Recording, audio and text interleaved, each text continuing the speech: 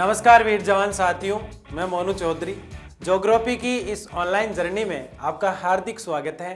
Class 11th की geography को पढ़ते हुए हम आगे बढ़ रहे थे और क्लास 11th की हमारी जो ज्योग्राफी है उसमें भौतिक पर्यावरण पुस्तक को हम पढ़ रहे हैं। भौतिक पर्यावरण पुस्तक का हमारा तीसरा चैप्टर चल रहा है और ये अब लगभग खत्म होने की ओर है। तीसरे चैप्टर के अंदर आज हमारा लेक्चर नंबर 6 है। हम भारत की नदियों के इसके अफवाह तंत्र की बात करते हुए आगे बढ़ रहे थे, जिसमें हमने सबसे पहले भारत की 3 बड़ी नदियों की बात की, सिंधु, गंगा और ब्रह्मपुत्र। यानी उस पार्ट को समझा सबसे पहले इस चैप्टर में हमने। जो भारत का उत्तरी पर्वतीय जो क्षेत्र है, मैदानों की बात नहीं कर रहा हूँ, भारत का पर्वतीय जो क्षेत्र है जहाँ से जो नदियाँ निकली है उन पे हमने चर्चा की। उसके बाद हमने भारत के मैदानों को इसलिए छोड़ा क्योंकि वही नदियां इन क्षेत्रों से घूमा करती है। फिर हमने भारत के प्रायद्वीपीय जो क्षेत्र है, पठारी जो क्षेत्र है, वहां की नदियों को पढ़ा। फिर हमने जो छोटी नदियां हैं जो भारत के पश्चिम यानी भारत के अरब सागर वाले क्षेत्र में, पश्चिम घाट वाले क्षेत्र में बहती है, और फिर उसके बाद हमने भारत के पूर्व घाट वाली नदियां या बंगाल की खाड़ी वाली नदियों को हमने देखा। और इसके साथ ही हमने उन सारे स्टेट की छोटी छोटी नदियों को याद करने का प्रयास किया। लेकिन आज का लेक्चर बड़ा इंटरेस्टिंग और बड़ा मस्त होने वाला है, क्योंकि आज के लेक्चर में हम कंपेयर करने वाले हैं। किस चीज़ को कंपेयर करेंगे, किस चीज़ को हम देखने वाले हैं? सबसे पहले हम नदी बहाव पर्वतीय क्षेत्र को देखेंगे और इसके साथ आज हम ये भी देखने वाले हैं कि प्रायद्वीपीय यानी भारत के दक्षिण क्षेत्र की जो नदियां हैं और भारत के पर्वतीय क्षेत्र यानी ऊपरी उत्तर वाली जो नदियां हैं उनमें क्या भिन्नता है, कौन सी जल जो है बर्फ से अपना लेके आती है, कौन सी बारिश पर निर्भर है, कौन सी वर्षा पर निर्भर है एक तरह से, और कौन सी नदी 12 महीने चलती है और कौन सी नदियां 12 महीने नहीं चलती है। तो बड़ा ही इंटरेस्टिंग और शानदार लेक्चर होने वाला है, क्योंकि इस लेक्चर से हम ये समझ आएंगे कि हमने इस चैप्टर में किस किस मुद्दे पे चर्चा की और हमें क्या क्या याद है। क्योंकि एक चार्ट पढ़ने वाले हैं हम कुछ देर बाद, और उस चार्ट में दोनों का कंपैरिजन है, दोनों का जो अंतर है वो हम देखेंगे कि मैदानों वाली नदियां, जो पठारू वाली जो नदियां हैं, उससे उत्तर पर्वतीय क्षेत्र वाली नदियां किस प्रकार भिन्न होती है।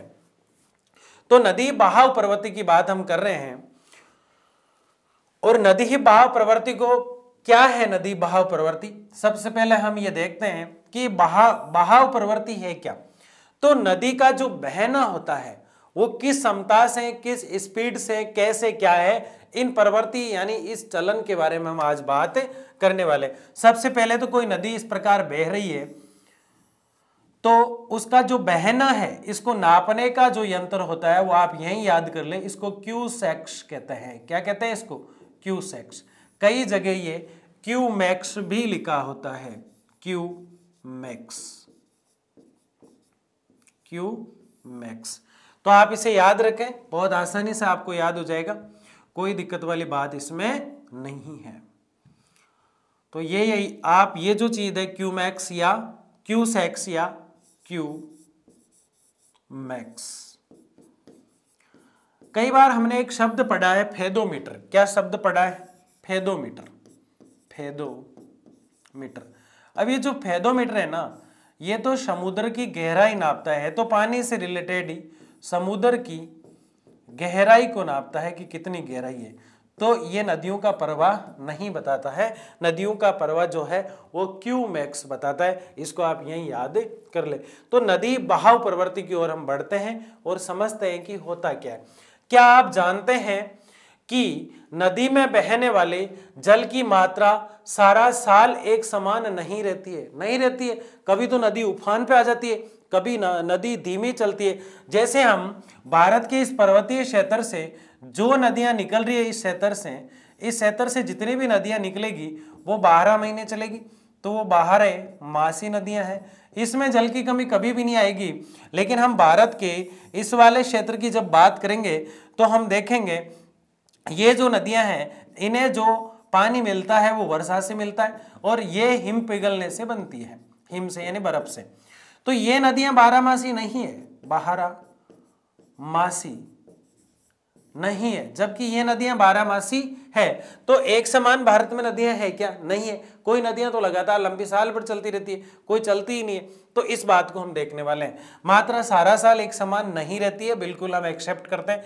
इसमें ऋतुओं के अनुसार बदलाव आता है। जैसे गंगा नदी है, जून तक धीमी चलती है, फिर सितंबर से बहुत ज्यादा फास्ट चलने लग जाती है।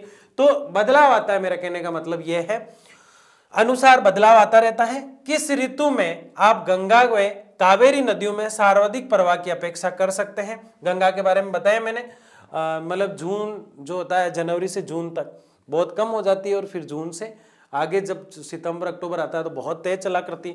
आगे देखेंगे इस चीज को भी। अब कावेरी नदियों में सर्वाधिक प्रवाह की अपेक्षा कर सकते हैं। एक नदी के चैनल में वर्ष पर्यंत, चैनल यानी क्षेत्र के लिए प्रयोग हुआ, वर्ष पर्यंत जल प्रवाह के प्रारूप को नदी बहाव प्रवृत्ति कहा जाता है। यानी एक पूरे वर्ष में नदी कितना बहेगी, क्यों बहेगी, कितना पानी है, इस तरह की बातें करना बहाव प्रवृत्ति कहलाता है। यानी कि किसी भी नदी के बारे में हम बात कर रहे हैं कि वो 100 किलोमीटर बहती है, 50 किलोमीटर तक फास्ट चलती है, फिर 75 तक धीमी हो जाती है, फिर एक नदी उसमें और मिल जाती है, फिर वो और तेज हो जाती है।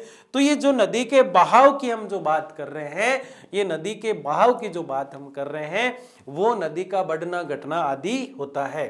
तो रिवर रिजाइम जो ये क्षेत्र है, इसके लिए प्रयोग हुआ है। उत्तर भारत की, कहाँ की? उत्तर भारत शब्द किसके लिए प्रयोग हुआ है? इस क्षेत्र के। अगर मैं यहाँ उत्तर मैदान बोल देता तो भारत का ये वाला क्षेत्र, अगर मैं प्रायद्वीप बोल देता तो भारत का ये वाला क्षेत्र, अगर मैं तटीय बोल देता तो भारत का ये वाला क्षेत्र, और अगर मैं द्वीप बोल देता तो भारत का ये क्षेत्र। तो हिमालय वाला जो ये क्षेत्र है, ये वाला हिमालय, भारत के ऊपर हिमालय वाला ये जो क्षेत्र है, यहां से जितनी भी नदियां निकलती है, हमने पहले ही बात की, वो 12 महीने चलती है। 12 मासी नदियां हैं। कितनी, कैसी नदियां हैं?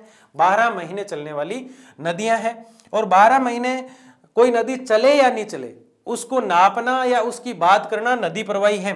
जरूरी नहीं है कि हम सिर्फ उस नदी को ही नदी प्रवाह कहेंगे, उस नदी की बात ही करेंगे इसमें जो 12 महीने चलती है। नहीं, कोई 6 महीने चलती है, उसके प्रवाह को भी अगर नाप रहे हैं तो नदी प्रवाह कहलाता है। लेकिन वो नापा किससे जाता है? एक वर्ष में नदी कितनी चली। ठीक है ना? तो 12 मासी है, क्योंकि अपना जल बर्फ पिघलने या वर्षा होने से प्राप्त करती है। कोई इसमें लॉजिक वाली बात है ही नहीं, क्योंकि हमने हिमालय बहुत अच्छे से पढ़ा। और भारत के इस क्षेत्र में जब हिमालय की हम बात कर रहे थे, या 4 भागों में बांटकर हिमालय को हम पढ़ रहे थे, तो हम बात कर रहे थे कि यहाँ बर्फ ही बर्फ है।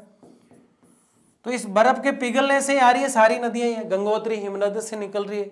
देखा आपने एक नदी, एक तिब्बत की मानसरोवर झील से निकल रही है, देखा आपने, दूसरी भी वहीं बोखरचू वाले स्थान से। ठीक है ना? तो सारी नदियों की मिक्स बात कर रहा हूं मैं। और बात क्या कर रहा हूं? बात ये कर रहा हूं कि हिमालय वाले क्षेत्र से निकलती है। तो हिमालय वाले क्षेत्र सिर्फ हिमालय का ही नाम नहीं है, जितनी भी उत्तर के पर्वतों से नदियां निकलती है वो बर्फ से चलती है। और बर्फ जो है, हिम जो है, उसके पिघलने से बनती है। ग्लेशियर जो होते हैं, बर्फ का पिघलकर नदी के रूप में, यानी हिमनद जिसे हम कह सकते हैं। ग्लेशियर नाम हमने सुना है, ग्लेशियर, ग्लेशियर या हिमनद। ये क्या होता है? बर्फ जो होती है वो पिघलकर नदी के रूप में चलना शुरू करती है। और फिर हमने वो क्षेत्र पढ़े, तराई, भाबर, भाबर बनता है पहले, फिर तराई छुप जाती है। तो वो जो क्षेत्र है ग्लेशियर और हिमनद वाले, वो सारी नदियां जो होती है वो 12 महीने चलती है। भाई सीधा सीधा मैं ये बता रहा हूं लाडले कि 12 मासी नदियां वह नदियां हैं जो उन क्षेत्रों में चला करती है जहां वास्तव में काफी लंबा बर्फ का पिघलना होता रहता है। दक्षिण भारत की नदियां हिमनदों से निकलती है, जिसे इनकी बहाव प्रवृत्ति में उतार चढ़ाव देखा जाता है। दक्षिण भारत जो है, वहां की जो नदियां हैं वो हिमनदों यानी बर्फ के ग्लेशियरों से निकलती है, इसलिए इनका बहाव प्रवाह में उतार चढ़ाव देखा। बर्फ ज्यादा पिघली तो ज्यादा हो गई, बर्फ कम पिघली तो कम हो गई, लेकिन बंद नहीं होती है। क्या प्रायद्वीप वाली नदियां बंद हो जाती है? बिल्कुल हो जाती है। प्रायद्वीपीय क्षेत्र में जो नदियां चलती है, या मैदानों में अगर कोई नदी चलती है, मैदानों वाले क्षेत्र में चली गई प्रायद्वीप से, तो वो नदियां वर्षा नहीं होगी तो रुक जाती है। तो उन नदियों की बात भी हम करने वाले हैं। इनका बहाव मानसून ऋतु में काफी ज्यादा बढ़ जाता है। इस प्रकार दक्षिण भारत की नदियों के बहाव की प्रवृत्ति वर्षा द्वारा नियंत्रित होती है। दक्षिण भारत की बात कर रहे हैं। अब किसकी बात कर रहे हैं? दक्षिण भारत की बात मतलब इस क्षेत्र की नदियों की बात, उत्तरी भारत की बात मतलब इस क्षेत्र की बात। ये नदियां 12 महीने चलती है, 12 मासी है, मैं आपको चिल्ला चिल्ला के कह रहा हूं। और ये 12 मासी नहीं है, क्योंकि ये तो बर्फ के कारण यानी हिम के कारण है और ये वर्षा के कारण है। आज का लॉजिक इसी पे टिका है, आज का लेक्चर इसी पे टिका है। बस जिसको ये बात समझ में आ गई उसको सब कुछ समझ में आ गया, ठीक है। इसीलिए मैं कहता हूं कि पिछले लेक्चर जिसने देखे हैं उसको बहुत आसानी से समझ में आ रहा है। आगे देखिए, नियंत्रित होती है, जो प्रायद्वीपीय पठार के एक स्थान से दूसरे स्थान पर भिन्न होती है। जल विसर्जन नदी में समय अनुसार जल प्रवाह के आयतन का माप है, इसे क्यूसेक्स या क्यूमैक्स में मापा जाता है। अब ये क्यूबिक फुट प्रति सेकंड होता है, क्यूबिक मीटर प्रति सेकंड होता है। ये तो सेकंड को अगर नाप रहे हैं कितने सेकंड में कितनी चल रही है तो क्यूमैक्स कहलाता है, और प्रति सेकंड को मीटर के हिसाब से, फुट के हिसाब से नाप रहे हैं कि एक सेकंड में कितने फीट चली तो क्यूमैक्स कहलाएगा, और कितने मीटर चली एक सेकंड में तो क्या कहलाएगा, क्यूमैक्स शब्द उसके लिए प्रयोग हुआ है। क्यूबिक फुट प्रति सेकंड क्यूसेक्स प्रयोग हुआ है। तो देखो सेकंड, क्यू जो सेक्स है ये तो फीट पे काम करता है, एक सेकंड में कितने फीट चली, और क्यूमैक्स जो है ये मीटर पे काम करता है। भाई इसमें ज्यादा नहीं उलझना आपको, क्यूसेक्स और क्यूमैक्स नदी प्रवाह को नापता है। फिर भी जिसको याद हो जाए, क्यूसेक्स फीट में एक फीट कितने सेकंड में चली और क्यूमैक्स एक मीटर कितने सेकंड में चलिए। तो ये दोनों चीजें आपको याद हो गई और मुझे पता था आप पकड़ लोगे इनको। गंगा नदी में न्यूनतम जल प्रवाह यानी कम जो जल है वो गंगा नदी में, हमने पहले ही बात की, जनवरी से जून तक J², जनवरी से जून तक कम होता है। किसमें? गंगा में। गंगा के अंदर देखो, गंगा जी, तो J याद नहीं करके इसको जी से याद कर लो। न्यूनतम कब होता है तो गंगा से ही जी और फिर जी, 3 जी। गंगा जून से जनवरी कम चलती है। फिर आगे क्या है, अधिकतम प्रवाह जो है जून के बाद जुलाई अगस्त में तेज होना शुरू कर देती है और सितंबर तक तेज होती है, फिर धीरे धीरे वापस लो होने लग जाती है। सितंबर के बाद प्रवाह में लगातार कमी होती चली जाती है। इस प्रकार नदी की वर्षा ऋतु में जल प्रवाह की प्रवृत्ति मानसूनी होती है। अब यहां थोड़ा कंफ्यूजन हो सकता है आपको, लेकिन खत्म कर देते हैं इसको। ये हिमालय वाला क्षेत्र है, यहां से जो नदी आ रही है कहीं भी बह रही है, चाहे भारत के मैदानों में बह रही है चाहे पठारी क्षेत्र में जा रही है, ये नदी जल कहां से लाई, हिम से लेकर आई, बर्फ से लेकर आई, हिमनद से लेकर आई, ग्लेशियर से लेकर आई। तो क्या वर्षा जब होगी इसमें पानी नहीं मिल सकता? मिल सकता है, इसमें भी तो पानी मिलेगा बीच में, तो ये तेज हो जाएगी, तो इनमें मिल सकता है। क्या प्रायद्वीपीय क्षेत्र में जो नदियां हैं उनमें बर्फ मिल सकती है? बिल्कुल भी नहीं। ये तो पूरे डिपेंड किस पे है? वर्षा पर, बारिश पर।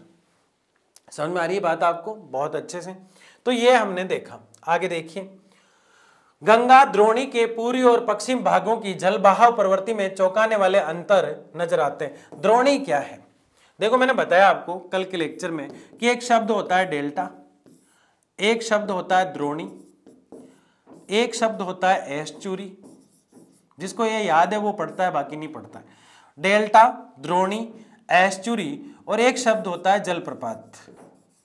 इस चैप्टर में ये शब्द पूरे चैप्टर में बार बार काम में आ रहे थे। अब सबसे पहले डेल्टा क्या है? नदी जब इस प्रकार से आती है, नदी जब इस प्रकार से आती है तो कुछ मिट्टी साथ ले आती है, और इस मिट्टी का यहाँ एक तरह से काफी बड़ा सा मैदान बन जाता है, और मृदा का यूं फैल जाना, और नदी आके जाके सागर या समुद्र में चली जाएगी। तो ये जो क्षेत्र बना है ये क्षेत्र कहलाता है डेल्टा। ये आप समझ गए। द्रोणी क्या है? नदी का बहावी द्रोणी है, नदी चल रही है, ये बहावी प्रवृत्ति ही द्रोणी है। एस्चुरी क्या है? जो नदी, ये जो डेल्टा इस प्रकार से बनता है इसको नहीं बनाती है और सीधा ही सागर या महासागर या समुद्र में गिर जाती है, उस नदी को एस्चुरी कहते हैं। जलप्रपात क्या है? ये कोई पर्वत है और यहां से जल नीचे गिर रहा है, यहां से जल नीचे गिर रहा है, काफी दूर तक जा रहा है गिर गिर के, तो वो जो क्षेत्र बना है वो जलप्रपात है। यहां तक किसी को कोई डाउट नहीं है। ये छोटी छोटी बातें जो हमें याद करनी है। तो गंगा जो बह रही है, गंगा बहने वाली जो नदी है के पूर्व और पश्चिम भागों की जल प्रवाह प्रति में चौंकाने वाले अंतर नजर आते हैं। क्या आते हैं?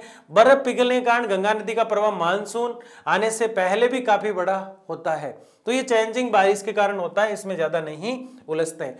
फरका, अब जो बच्चे पढ़ रहे हैं उसके दिमाग में बहुत कुछ दौड़ गया फरका शब्द देखते ही।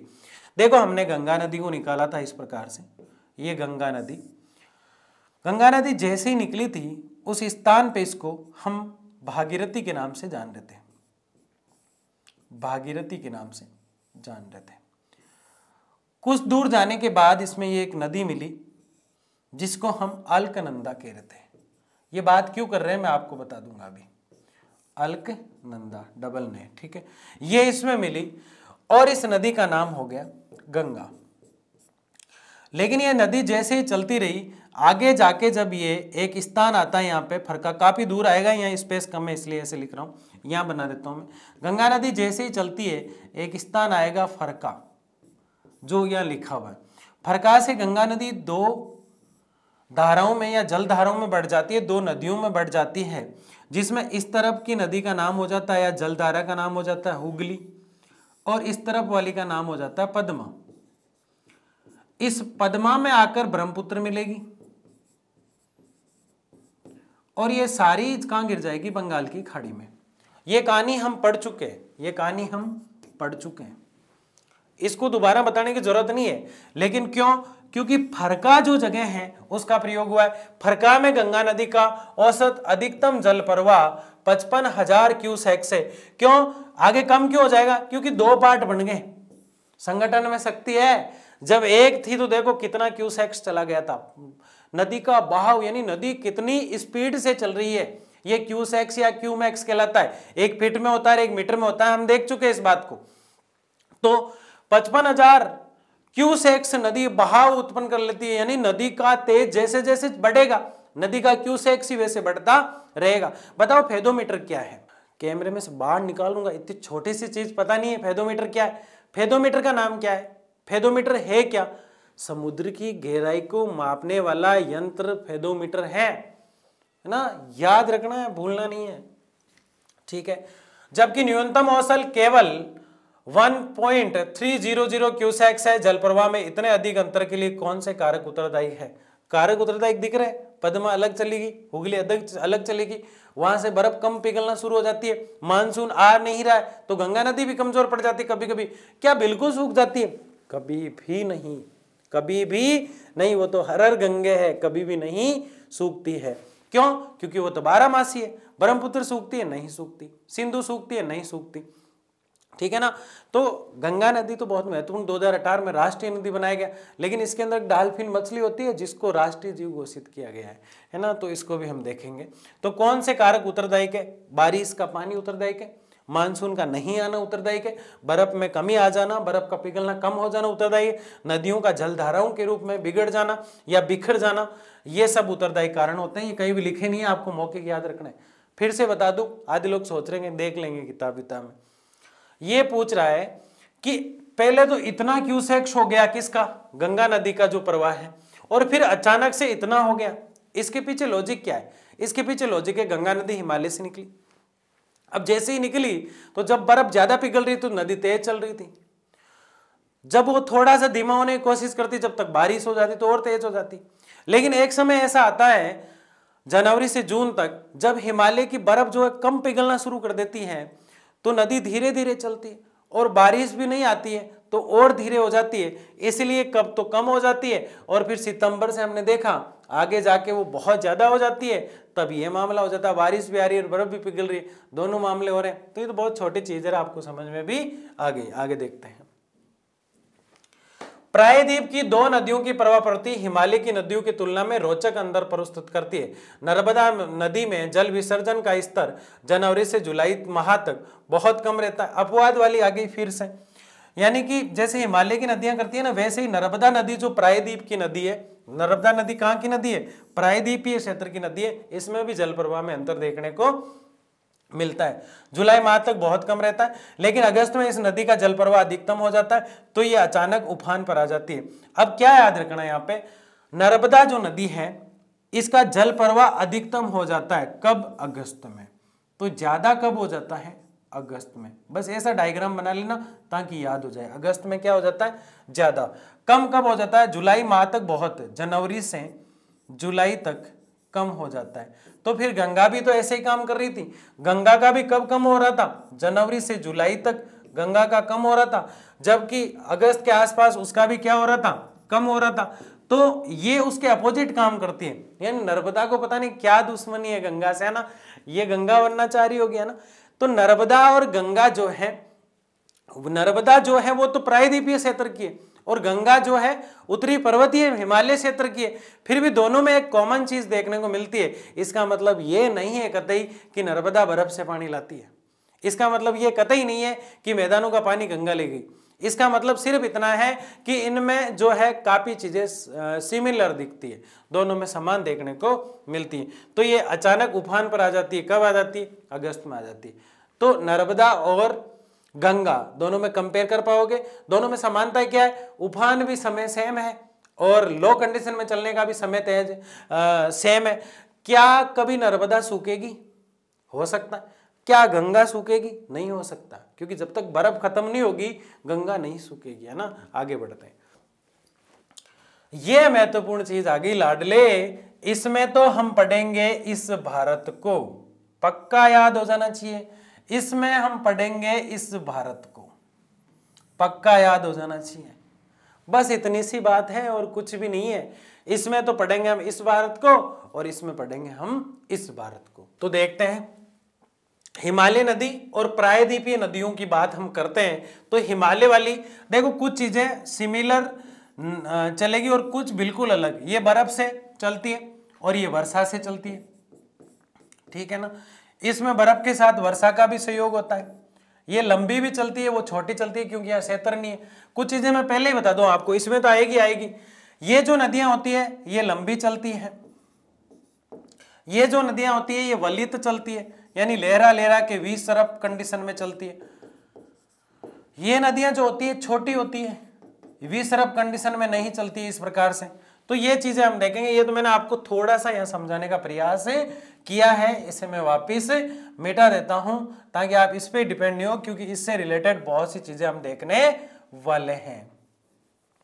तो सिर्फ अभी छोटा सा मैप मैंने रखा है और प्रायद्वीपीय जो क्षेत्र है वो आपके सामने है और हम एक एक नदी का भेद करने वाले हैं। एक एक नदी नहीं, हिमालय क्षेत्र का भेद करने वाले और प्रायद्वीपीय क्षेत्र का भेद करने वाले। क्या आपकी ये बात समझ में आ रखी है कि दोनों नाम क्या लिखे हुए हैं? कोई ऐसा तो नहीं है जिसने पैराशूटिंग लैंडिंग किया और बीच में लेक्चर देख रहा है उसको सारे लेक्चर देखना है, ठीक है ना, क्योंकि ये समझ में नहीं आएगा। सारे नहीं देख पाता कोई, तो कम से कम उस चैप्टर के लेक्चर तो देख लो। कई बार ऐसा नहीं होता, हम सोचते हैं यार एक लेक्चर 2 लेक्चर देख लेते हैं, इस चैप्टर के अपना काम हो जाएगा। अरे पागल हो, 2 लेक्चर अगर आप मन से पढ़ लेते हो तो बाकी जो लेक्चर होते हैं उनको तो सिर्फ देखना होता है, याद तो कुछ करना ही नहीं होता, क्योंकि समझना होता है। जो 2 में समझा वही चीज आगे चलती रहती है, तो आगे तो लेक्चर आसान हो जाते हैं। फर्स्ट लेक्चर बहुत इंपॉर्टेंट होता है क्योंकि उसमें पृष्ठभूमि तैयार होती है कि हम इस लेक्चर में पढ़ने वाले क्या है। और जहां तक मुझे पता है, आप मुझे जरूर बताना कमेंट बॉक्स में, 3रा चैप्टर इस किताब में हमारा लगभग पूरा होने वाला है। आपको ये तीनों चैप्टर अंगुलियों पे है या नहीं है, ये मुझे आप आज जरूर बताओगे, ठीक है ना। तो ये चीज मैं बता रहा था कि ये किस किस के समझ में आ रही है। ये सबके समझ में आ रही है क्योंकि हिमालय को हमने बहुत क्षेत्रों में बांट कर पढ़ा, प्रायद्वीपीय क्षेत्र को भी हमने पढ़ा। आज हम अगर जो बात कर रहे हैं तो इस क्षेत्र की नदियां और उस क्षेत्र की नदियों में फर्क क्या है, सिर्फ ये बात कर रहे हैं। तो फर्क क्या है? सबसे पहले उद्गम स्थल का फर्क। किसका फर्क है भाई? उद्गम स्थल का फर्क। सबसे पहले किसका फर्क है? उद्गम स्थल, यानी जहां से नदी का उद्गम होता है, जहां से नदी चलना शुरू करती है, जहां से नदी का जन्म होता है, वो क्षेत्र उद्गम स्थल है। उसके बाद हम देखेंगे प्रवाह प्रवृत्ति। अभी कुछ देर पहले हमने एक टॉपिक पढ़ा जिसका नाम ही था प्रवाह प्रवृत्ति। प्रवाह प्रवृत्ति यानी नदी का बहाव किस समय कम होता है, किस समय ज्यादा होता है, तो उसको सेकंड और फीट के हिसाब से नाप रहे थे, जिसे क्यूसेक्स और क्यूमैक्स हम कह रहे थे। उस प्रवाह की बात हम करेंगे दूसरे पॉइंट में।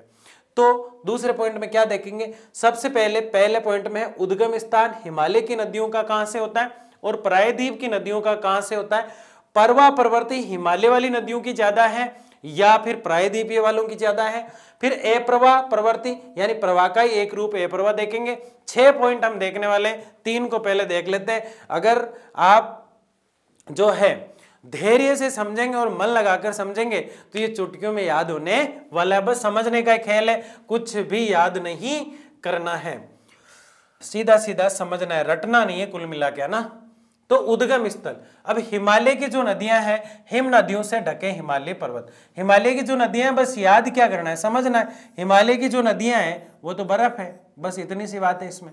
उनका उद्गम यानी जन्म कहां से होगा, तो उद्गम बर्फ से होगा। उद्गम कहां से होगा, इनका उद्गम कहां से होगा भाई, इनका उद्गम बर्फ से होगा, कोई दिक्कत नहीं। प्रायद्वीपीय पठार व मध्य उच्च भूमि वाली जो नदियां हैं, इनका उद्गम कहां से होगा, तो इनका जो उद्गम है वो वर्षा वाले क्षेत्र से, और होगा कहां से, तो पठारी क्षेत्र से होगा। जैसे इनका उद्गम तो बर्फ से तो हुआ, लेकिन हिमालय पर्वत से हुआ, वैसे इनका उद्गम प्रायद्वीपीय पठार से हुआ। यानी दोनों का नाम ही दोनों का उद्गम है किससे, तो ये तो मानसून से, मौसम से, जबकि ये बारहमासी नदियां हैं, और हिमनद यानी बारिश और वर्षा दोनों से, बारिश और वर्षा दोनों से। कैसे भाई, 2 पॉइंट पढ़ चुके हैं हम। एक तो परवा पर्वती यानी नदी की चलने की जो क्षमता है, सिर्फ उतनी बात की गई है इसमें। उद्गम स्थान की बात अगर करें तो हिमालय वाली नदियां तो हिमालय पर्वतों से निकलती है, और प्रायद्वीपीय वाली नदियां प्रायद्वीपीय पठारों से निकलती है, बस इतनी सी बात। परवा प्रवृत्ति की अगर हम बात करें तो परवा प्रवृत्ति में सिर्फ इतना याद रखना है कि हिमालय वाली नदियां तो हिम यानी बर्फ से पिघल कर निकलती है, और प्रायद्वीपीय वाली जो नदियां हैं वो प्रायद्वीपीय क्षेत्र में जब वर्षा होती है, मानसून आता है, जब निकलती है। बताओ दोनों पॉइंट याद हुए कि नहीं हुए, अरे 2 पॉइंट याद हो गए बहुत आसानी से।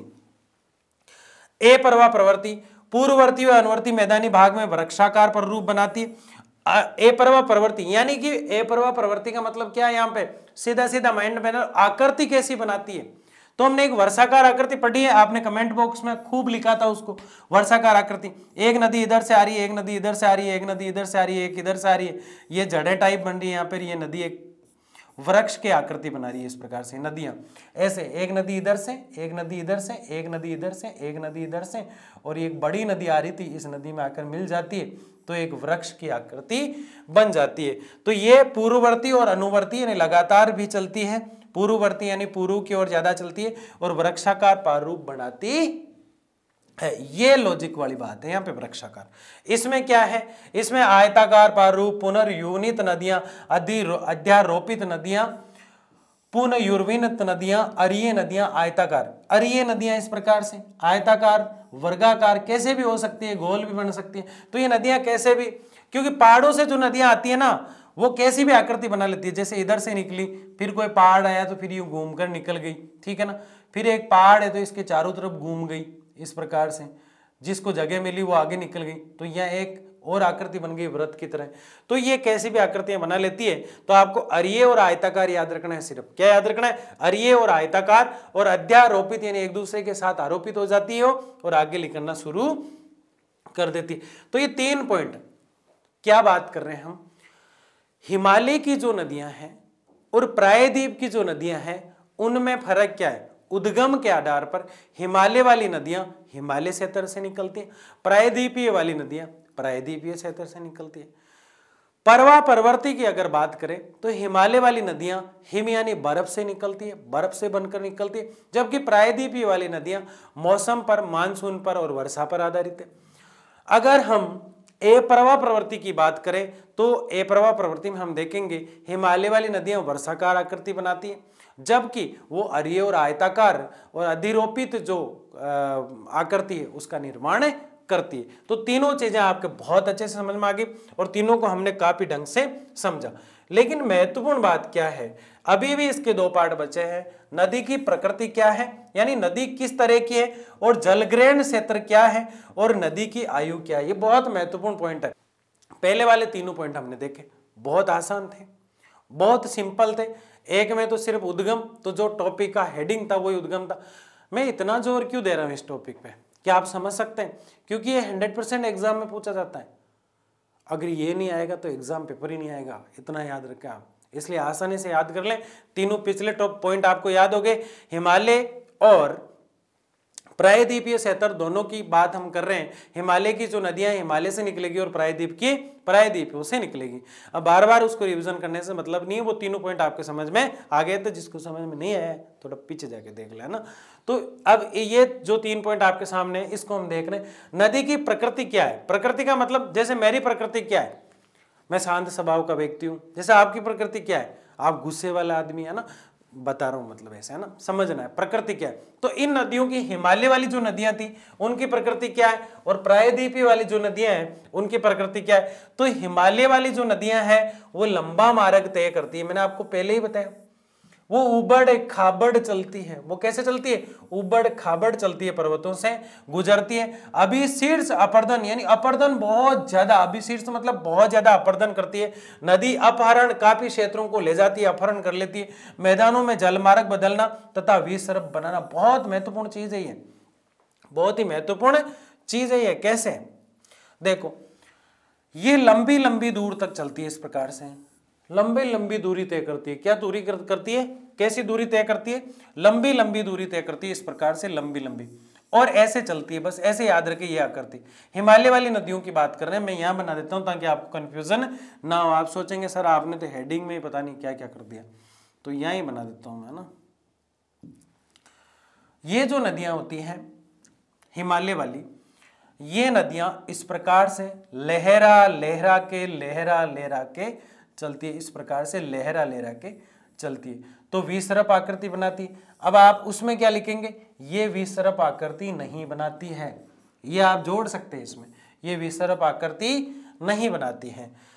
अब ये क्या करती है, इसके अलावा गुजरती उबड़ खाबड़ भी चलती है, यानी कभी उबड़ खाबड़ कैसे, जैसे इधर से चली, अब यहां घाटी आ गई,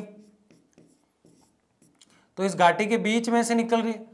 अब यह छोटा सा कोई पटार आ गया तो इसके ऊपर से आधी, नीचे से फिर आगे आके फिर मिल जाती है, फिर चलना शुरू कर देती है। तो ये और कैसी है, उबड़ खाबड़ है। क्या ये उबड़ खाबड़ है, नहीं, ये तो सिर्फ पश्चिम घाट में जो नदियां हैं प्रायद्वीप में, वो तो थोड़ी उबड़ खाबड़ चलती है। इसीलिए तो क्या होता है, उस क्षेत्र में जो है एस्चुरी जैसी घटनाएं होती हैं, तो ये हम देखेंगे। तो अभिशीर्ष का क्या मतलब है, अभिशीर्ष यानी काफी तेज और अपने शीर्ष मुख पर चलती है, यानी भाव आता हुआ दिखता ही हूं, भयंकर वाला। नदी अपहरण का क्या मतलब है, किसी को किडनैप कर लेती है क्या, नहीं। अपहरण का मतलब है जो कुछ भी कचरा वचरा आता है ना साथ में अवशिष्ट पदार्थों, जलोढ़ मिट्टी ज्यादा ले जाने का काम करती है कौन सी नदियां, हिमालय वाली नदियां। मैदानों में जलमार्ग भी है, रास्ता भी बदल देती है, कभी कभी जलमार्ग बदल देती है कभी कभी, क्योंकि इनके पास मतलब काफी जगह होती है। अब भारत का ये वाला क्षेत्र हम देखें तो इसमें तो ये पूरा ही स्पेस पड़ा ही है, तो इस स्पेस को पूरे से काम में ले लेती है, तो आराम से उबड़ खाबड़, कैसे भी उबड़ खाबड़ लंबी, यानी हिमालय वाली जो नदियां ना उनको पूरी स्वतंत्रता है कि तुम कहीं भी घूमो, है ना। उनको विधि के समान समानता है आर्टिकल 14 के तहत, है ना। तो सब कुछ दिया हुआ है उनको, सारी चीजें उसको दी हुई है। उबड़ खाबड़ वो चलती है, कौन सी नदियां, हिमालय वाली नदियां। विसर्प आकृति यानी सांप की तरह लहरा लहरा कर वो चलती है। घाटियों में से, भ्रंश में से वो गुजरती है, लंबी लंबी दूर तक वो चलती है। जो कुछ भी आता है उसको साथ ले जाती है। अपर्दन यानी मिट्टी का टुकड़ा काट काट के, मिट्टी के टुकड़े अपर्दन करके वो ले जाती है। उसके अलावा किडनैप वाला जो मामला था, जो कचरा उसको मिलता है उसको साथ ले जाती है, तो किडनैप के लिए हिंदी में अपहरण शब्द प्रयोग हुआ है, तो अपहरण करके ले जाती है। तो दो शब्द आ रहे हैं यहाँ पे, एक तो शब्द आ रहा है अपहरण, अपहरण यानी कचरा वचरा साथ ले जाती है, सारा कचरा, और सिर्फ मिट्टी ले जाती है तो अपहरण। तो ये दोनों शब्द आपको याद रखना है। तो हिमालय वाली नदियां लंबी, उबड़ खाबड़, अपहरण, अपरदन। हिमालय वाली नदियां कैसी है, उबड़ खाबड़ क्षेत्रों में चलती है, विसर्प आकृति में चलती है, लंबी चलती है, अपहरण करती है और अपहरण करती है, और रास्ता बदल लेती है। 6 चीजें याद रखना है हिमालय वाली नदियों के लिए। कौन कौन से, क्या 6 रास्ते याद रखोगे। बात क्या कर रहे हैं हम, नदी की प्रकृति, नदी है कैसी, उबड़ खाबड़ क्षेत्रों से चलती है, लंबी चलती है। कौन सी नदी, सारी हिमालय वाली नदियां। आप ज्यादा बात नहीं करेंगे इस पे। प्रायद्वीपीय नदियां सुसमायोजित घाटियों के साथ छोटे छोटे छोटे छोटे छोटे छोटे छोटे छोटे निश्चित मार्ग है, विसर्प आकृति नहीं बनाती है, क्योंकि बेचारों के पास क्षेत्र भी तो इतना है, कहां विसर्प गति बनाओगे आप, क्षेत्र भी तो नहीं है, विसर्प आकृति बनाएगी तो बनाएगी कहां। ठीक है, जलग्रहण क्षेत्र की बात करें तो ये बहुत बड़ी द्रोणी यानी बहुत बड़ी नदी है, बस और कुछ भी नहीं है। ये बहुत बड़ी नदी होती है, बहुत बड़ी द्रोणी यानी बहुत बड़ी नदी होती है, बस इतना याद रखें। द्रोणी, बहुत बड़ी द्रोणी का मतलब क्या है, बहुत बड़ी नदी होती है। अपेक्षाकृत छोटी द्रोणी यानी इसके बजाय ये छोटी होती है, क्यों, क्योंकि इनके पास क्षेत्र नहीं है। इनके पास क्षेत्र कहां है मुझे बताओ। तो जलग्रहण क्षेत्र की अगर बात करें, अब इसमें कुछ समझने वाली बात है ही नहीं, क्योंकि आपके समझ में आ रखा है। मैं तो एक डायग्राम के माध्यम से आपको बता रहा हूं कि ऐसे इसको लिखना है, ये डायग्राम किताब में दिया हुआ है और उसको आसानी से आपको एक बार देखते ही चुटकियों में याद होने वाला है। बहुत मस्त चीज दी हुई है किताब में, मुझे बहुत अच्छा लगा, नहीं तो मुझे ये बनाना पड़ता क्योंकि ये बहुत आसान है और इसमें ढेर सारी चीजें आप जोड़ सकते हैं। अगर आपने ढंग से पूरा चैप्टर पढ़ा है ना तो बहुत सी चीजें जोड़ दोगे आप। लगभग हम चैप्टर खत्म करने वाले हैं, सिर्फ एक लेक्चर, छोटा सा लेक्चर हो रहेगा इसका, बाकी चैप्टर खत्म है लगभग। तो इसमें क्या है, फिनिश हो गया चैप्टर, लेकिन इसमें है क्या, इसमें हिमालय और प्रायद्वीपीय नदियों में हम बेसिक अंतर जब देखते हैं तो हमने उसके 6 पॉइंट बना दिए। उद्गम स्थान क्या है, नदी का प्रवाह कैसा है, नदी की प्रकृति कैसी है, प्रवाह मतलब भाव कैसा है, प्रकृति मतलब स्वभाव कैसा है, अगर नदी बड़ी है, अगर नदी उबड़ खाबड़ चल रही है, अगर नदी विश्रव गति से चल रही है, अगर नदी अपर्दन करती हुई चल रही है, अगर नदी किसी को पकड़कर साथ में ले जा रही है, किडनैप करके ले जा रही है, तो सारी ये चीजें जो है वो हिमालय वाली नदियों में, लेकिन समायोजित तरीके से, सुव्यवस्थित तरीके से, सरल स्वभाव से, सीधी ही चलती है, बहुत छोटी चलती है, बहुत कम चलती है, कभी भी विसर्प नहीं बनाती है, आराम से चलती है, कभी कभी 12 महीने भी नहीं चल पाती और कभी कभी सूख जाती है, मौसम पर डिपेंड रहती है। तो प्रायद्वीपीय नदियों की बात कर रहा हूं, बर्फ पर डिपेंड रहती है, हिमालय नदियों की बात कर रहा हूं। विसर्प गति में चल रही है, हिमालय नदी की बात कर रहा हूं। विसर्प गति में नहीं चलती है लेकिन सुव्यवस्थित चलती है, प्रायद्वीपीय नदी की बात कर रहा हूं। ये चीज आप में होनी चाहिए कि फटाफट से चुटकियों में इसका निपटारा कर दो। ये चीज डेवलप हो गई ना तो बहुत आसानी से चैप्टर यूं चुटकियों में हो जाएगा। और अब देखो इसमें कोई बड़ी बात है क्या, जल ग्रहण ज्यादा किसमें होगा। अब अचानक से आपसे कोई पूछे कि बताओ ज्यादा जल कौन सी नदियां लाएगी, ज्यादा जल, पहला लॉजिक तो ये जो 12 महीने चलेगी वो ज्यादा ही लेके आएगी। दूसरा लॉजिक जो रोज बर्फ पिघला के लेके आ रही है वो ज्यादा ही लाएगी। तो इसका मतलब हिमालय वाली जो नदियां होगी उनका जल ग्रहण क्षमता ज्यादा होगा, तो वो बड़ी नदियां होगी, मतलब बड़ी द्रोणी होगी उनकी। द्रोणी मैंने आपको समझाई है, कोई बार बार बताने की जरूरत नहीं है कि द्रोणी क्या होता है। तो वो क्या होगी, उनकी छोटी द्रोणी होगी। अपेक्षाकृत किससे अपेक्षा कर रहे हैं, हिमालय वाले से। आपने बार बार ये देखा कि मैदानी जो भाग है उसकी चर्चा ही नहीं की हमने, क्योंकि वहां तो ये दोनों ही नदियां जाती हैं, भारत के इस वाले क्षेत्र की नदियां और भारत के इस वाले क्षेत्र की नदियां यहां बीच में चली जाती है कभी कभी, ये देखा हमने। अब नदी की आयु की बात कर रहे हैं, नदी कौन सी यंग होती है और कौन सी थोड़ी बूढ़ी टाइप दिखती है। अब आप कहेंगे सर लेटेस्ट बारिश हुई है, लेटेस्ट वर्षा हुई है, अभी अभी जस्ट पानी रुका ही है, बरसात जस्ट, वर्षा जस्ट रुकी है, और उससे जो नदी निकली है वो तो युवा होनी चाहिए। नहीं, प्रायद्वीपीय जो नदियां हैं वो वर्षा और मानसून पर तो डिपेंड है, इसका मतलब युवा होना चाहिए क्योंकि नदी अभी निकली है पानी से। लेकिन नहीं, कौन सी नदी पहले से चली आ रही है वो पहले युवा कहलाएगी, कौन सी नदी अब चली है वो प्रौढ़ में आ जाएगी। किस में आ जाएगी, प्रौढ़ में, यानी बूढ़ी वाले में, और ये हिमालय वाली युवा में। आप इनको ऐसे याद रखें, हिमालय खुद युवा है, अरावली के सामने बच्चा है, तो हिमालय युवा है, तो हिमालय से निकलने वाली नदियां भी क्या है, युवा है। जबकि प्रौढ़ कौन सी नदियां हैं, सीधा सीधा प्रायद्वीपीय नदियां। तो बलित कौन सी है, कौन सी बलित नहीं है, कौन सी बड़ी है, कौन सी छोटी है, कौन सी उबड़ खाबड़ है, कौन सी उबड़ खाबड़ नहीं है, कौन सी सही दिशा में चलती है, कौन सी सही दिशा में नहीं चलती है, कौन सी घाटियां पार करती है, कौन सी घाटियां नहीं पार करती है, कौन सी क्यू सेक्स से नापी जाती है और कौन सी क्यू मैक्स से नापी जाती है, दोनों का ही जल प्रवाह नाप सकते हैं। कौन सी नदी ऐसी है जो हिमालय से निकलने वाली जो नदी है एक महत्वपूर्ण गंगा, उस गंगा की तरह ही अपना बहाव जून तक कम करती है और फिर बढ़ाना शुरू कर देती है। तो वो अपवाद थी कौन सी, बताओ, नहीं आ रहा, नर्मदा। कौन सी थी, नर्मदा। तो ये चीज आपको पता होनी चाहिए। नदी की आयु, फिर क्रियाशील व घाटियों का गहरा करना, घाटियों के अंदर गहरा करती जाती है नदी अंदर की तरफ, तो वो काम कौन करती, अगर घाटी है इसके पास तो गहरा करेगी, जबकि प्रवणित परिच्छेदिका वाली प्रौढ़ नदियां जो अपने आधार तल तक पहुंच पाती है। तो ये नदियां, इसका मतलब ये नहीं कि प्रायद्वीपीय जो नदियां हैं वो कम महत्वपूर्ण है और हिमालय वाली जो नदियां हैं वो ज्यादा महत्वपूर्ण है, इसका मतलब ये कतई ही नहीं है। हिमालय वाली नदियां जितनी महत्वपूर्ण है उतनी ही प्रायद्वीपीय वाली नदियां महत्वपूर्ण है। दोनों में सिर्फ अंतर है तो मौसम की वजह से चलने वाली और बर्फ की वजह से चलने वाली नदियों का है।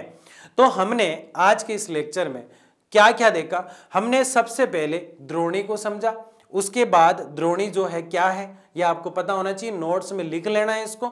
उसके बाद हमने जलप्रपात की बात की, वो पिछले लेक्चर में भी हम कर चुके हैं। इसके अलावा हमने एक महत्वपूर्ण चर्चा की थी एस्चुरी की, जो पिछले लेक्चर में, वो भी आपको याद होनी चाहिए। ये सारी जो चीजें हैं ये ज्योग्राफी की लैंग्वेज कहलाती है, और ज्योग्राफी की लैंग्वेज को जिस दिन आपने पकड़ लिया उस दिन भूगोल यूं चुटकियों में आसान होने वाली है। यूं चुटकियों में ज्योग्राफी को आप सोल्व करने वाले हो। आपको सारी चीजें पता होना चाहिए। विश्व की सबसे बड़ी नदी कौन सी है क्षेत्रफल में, तो आपको अमेजन याद आ जानी चाहिए। विश्व की सबसे लंबी नदी कौन सी है, तो आपको नील अफ्रीका वाली याद आ जानी चाहिए। भारत की सबसे बड़ी नदी कौन सी है, तो आपको गंगा याद आ जानी चाहिए। पाकिस्तान की सबसे बड़ी नदी कौन सी है, तो आपको सिंधु याद आ जाना चाहिए। भारत की राष्ट्रीय नदी तो गंगा याद आ जाना चाहिए, पाकिस्तान की राष्ट्रीय नदी तो सिंधु याद आ जाना चाहिए। जलप्रपात की अगर बात करें तो कूंची कला जलप्रपात कहाँ है, पिछली क्लास में हमने देखा।